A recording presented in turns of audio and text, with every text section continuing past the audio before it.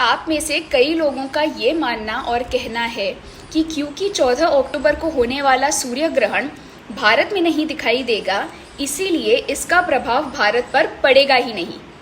ये एकदम गलत है।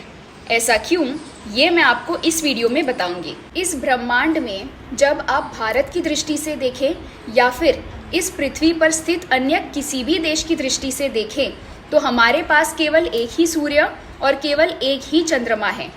यानी जब भी सूर्य ग्रहण होता है तो जहाँ पर वो पूर्ण रूप से दिखाई देता है वहाँ पर उसका 100% प्रभाव पड़ता है, लेकिन जहाँ पर सूर्य ग्रहण बिल्कुल भी नहीं दिखाई देता है वहाँ पर भी लगभग 25 से 30% प्रभाव पड़ता ही पड़ता है। क्योंकि पूरी मानव जाति एक दूसरे के साथ किसी न किसी तरीके से जुड़ी हुई है। सभी देश एक दूसरे के साथ किसी न किसी प्रकार से जुड़े हुए हैं।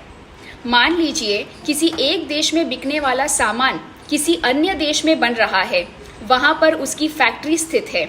मल्टीनेशनल कंपनीज जो अलग अलग जगहों पर है और अलग अलग देश के लोगों के साथ काम कर रही है, यानी export import foreign trade economies जुड़ी हुई है।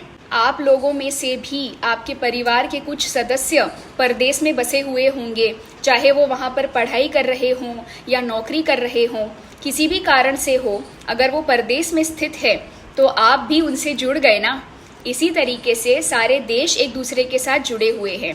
तो जब भी सूर्य ग्रहण होता है, कहीं पर कम प्रभाव पड़ता है, कहीं पर ज़्यादा, पर प्रभाव पड़ता ज़रूर है। बस एक ही बात है कि जहाँ पर सूर्य ग्रहण नहीं दिखाई देता है वहाँ पर सूतक और पातक का पालन करने की कोई ज़रूरत नहीं होती है। यानी सूर्य ग्रहण के समय में हमें जिन बातों का ध्यान रखना है, जिन नियमों का पालन करना है, वो हमें करने की ज़रूरत नहीं होती है। यानी 14 अक्टूबर को क्योंकि ये सूर्य ग्रहण भारत में नहीं दिखाई देगा, इसीलिए हम सूर्य ग्रहण के नियमों का पालन नहीं करेंगे। हमें सूतक और पातक का पालन करने की कोई ज़रूरत नहीं है। उम्मीद करती हूँ आपको मेरी बातें समझ आ गई होंगी और आपका कन्फ्यूजन भी दूर हो गया होगा।